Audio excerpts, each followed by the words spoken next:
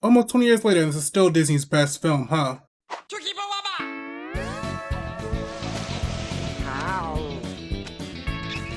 Can we talk about it, baby? Let's talk about it. Yeah, I said it and I'll say it again. Lilo & Stitch is Disney's #1 film. That's it. End the video. Nothing else to say. Goodbye. Talk! I know you can. Okay. Maybe we should start from the beginning. For anyone who's been living under a rock for the past, I don't know, 19 years, Lilo & Stitch is a 2002 Disney original film from the minds of Dean DeBlois and Chris Sanders. Now, DeBlois is a Canadian man who's worked on all 3 How to Train Your Dragons and is also a gay man. So happy pride. Meanwhile, Sanders, who has also worked on the first How to Train Your Dragons with DeBlois, is also known as, well, the voice of Stitch. Rachel. Now, as a summary, the movie Lilo & Stitch revolves around, well, Lilo and Stitch. Lilo is a interesting child. In the original story, she's about 5 years old, but in the movie context, she's about 6, who was another victim of the Disney dead parents trope. Now, how did they die, you might ask? Well, it was rainy, and they went for a drive. Yeah, it's sad when you think about it. But yeah, now it's really just Lilo and her sister against the world in this story.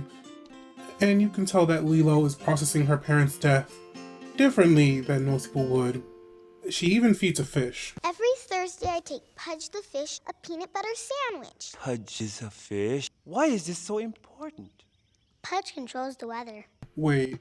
Oh, that scene does hit differently once you realize it, huh? But yeah, besides that, Lilo is a very functioning human being, even if the other girls in her class don't believe so. Are you gonna play dolls? You don't have a doll. This is Scrump. I made her, but her head is too big. Which reminds me, for people, Myrtle. Lilo whooping her butt was well deserved. But yeah, Lilo needs friends, and that leads her to making a wish for one. And it's time to talk about our other titular character, Stitch. Also known as Experiment 626. Why that number, you ask? Well, yeah, let's save it for another time. But yeah, Stitch is a weapon of mass destruction made in a lab. An alien's lab.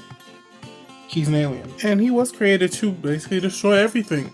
And throughout the course of the film, he goes from wanting to destroy to, well, being just completely wholesome. And these two really found each other and did a found family trope. Or, well, not a found family, but Ohana. And Ohana means what? Ohana means family. Family means Nobody gets left behind. Or forgotten. I know.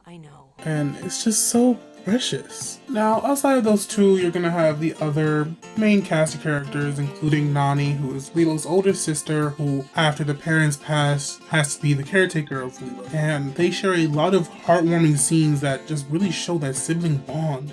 we're a broken family, aren't we? No. Maybe a little. Maybe a lot. I shouldn't have yelled at you. We're sisters. It's our job. Yeah, well, from now on. I like you better as a sister than a mom. You gotta put respect on Nani's name, like really. She works her hardest to make sure her and Lilo stay together. There's also Jumbo Ghibli, who is Stitch's creator, who speaks with like a German accent for some reason. I tried to give you my good looks, but let's face it, something went wrong. No! There's the drag queen icon themselves, Wendy Pleagley. I mean, come on now. What are you doing? Nothing? Say, I want to try it on. No! Share? Hey, Al! You're just jealous because I'm pretty! There's also Coma Bubbles, who is the CPS agent assigned to Lilo and Nani's case. Let me illuminate to you the precarious situation in which you have found yourself. I am the one they call when things go wrong. And things have indeed gone wrong.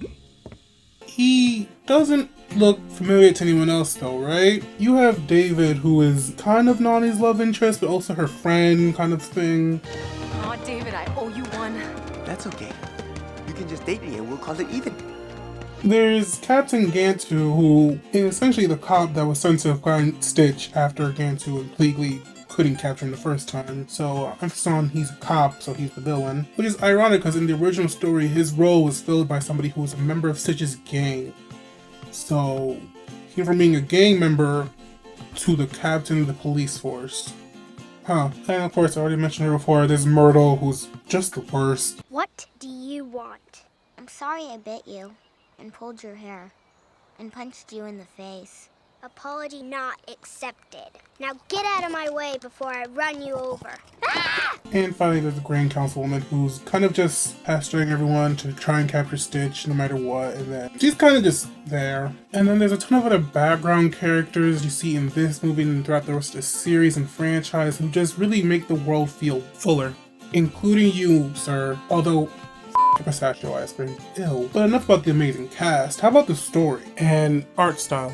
The story, if you don't already know it, it's just amazing. If you haven't watched it, go watch it already. I don't know why you haven't watched it if you made this far in the video. I also recommend reading the original story that Chris Sanders actually first wrote up and drew. I have it in the description below if you want to go read it. And the art, which the crew worked on so well to give it that nice soft touches and made sure it feels so calming and nostalgic no matter what era it was. I think a lot of people look at the film and they notice that there's something really different about it. It doesn't look traditional Disney, and yet there's something really nostalgic about it. And that kind of exemplifies what we were trying to do with the film anyway. We wanted to explore new territory, but in that and at the very same time, we wanted to return to what we felt was the touchstone of Disney, which is, I think, Bambi and the very first things they did. And I think that I'm proud that we accomplished that. There's just so many little intricate things they do in the story that just really hits upon each rewatch. Like, not many point out the fact that Myrtle and Gantu's first scenes really kind of mirror each other as they're both the antagonists to Lilo and Stitch, respectively. But you... Does this look infected to you?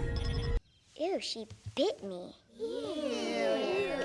Does this look infected to you? Yeah. There are even little touches like how Lilo takes pictures of the tourists around her island. They even give it a nice touch of having Lilo be such a big fan of Elvis, which of course people always equate Hawaiian culture and Elvis as like a two combination thing, and I think this movie has a lot to do with it as well. But really, speaking about the Hawaiian culture and the music, even though Du Bois and Sanders are both white men themselves, they made sure that this movie had good representation for the culture. Like, they even consulted a Hawaiian native in Markeili Ohamalu for not only the music sense, but also for the hula sense. To be honest, hula is something that you don't see treated with a lot of respect sometimes in Hollywood movies.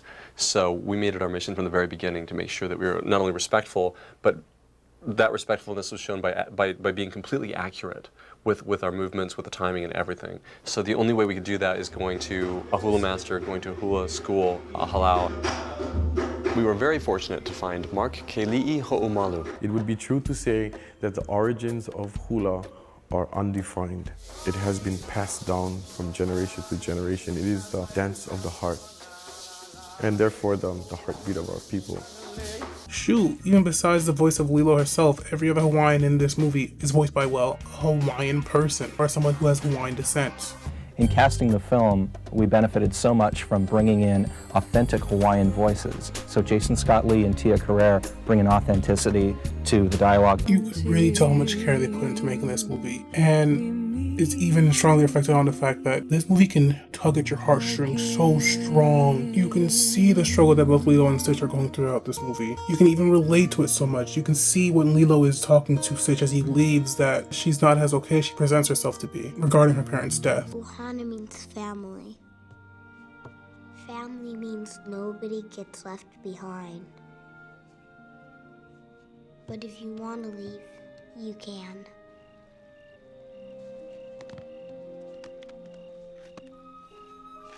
I'll remember you, though. I remember everyone that leaves. And Stitch, he thought he was built to be one type of way, but then for the movie, he learns that he could be something else, something more, and he has a full-on identity crisis in the woods. Waiting. For what? Family. You don't have one. I made you. Maybe I could. You're built to destroy. You can never belong. And in the end, you can see how finding each other really made them both stronger. Lilo was willing to stand up to an alien for Stitch, and Stitch was willing to sacrifice his freedom for Lilo. And it just ends with everyone coming together to just show you how a found family can look. How family doesn't have to look all similar, you can look different like this. Ohana can be whatever you make it. We create our family in many different ways. Somehow, if you stick together and you love each other enough and you believe in each other enough, love will prevail, family will prevail. It doesn't matter if you're blood related. It doesn't matter if you're actually family. It's like you can have a group of friends, and that would be your ohana. And I know I'm not alone in the thought that Lilo and Stitch is literally one of Disney's biggest creations. Like, to this day, there is still so much Lilo and Stitch merch. And I believe this is Disney's only franchise to have not one, not two, but 3 sequels and have a spin-off TV series, as well as 2 other series in both Japan and China. This is even one of Disney's only properties to have crossovers with their other properties. Like, the big thing about Lilo and Stitch when it was being advertised was crossing over with other Disney projects. And the TV show even had crossovers with the Disney Channel shows. Like, really, come on now. If you really don't think Lilo and Stitch is Disney's best film, or at least one of Disney's GOATs, then I'm sorry, but you're in the wrong here. Like, at least make it a point to rewatch a movie every couple of weeks. And if you haven't watched it in a while, well, this is a sign to go watch it right now, because this is where the video ends for today. So as always, if you like this video, make sure to hit the like button. Want to see more content like this, hit subscribe, and comment down below your favorite part of Lilo and Stitch, or any memory you have of Lilo and Stitch, honestly. I want to hear below. So, until next time, ciao for now.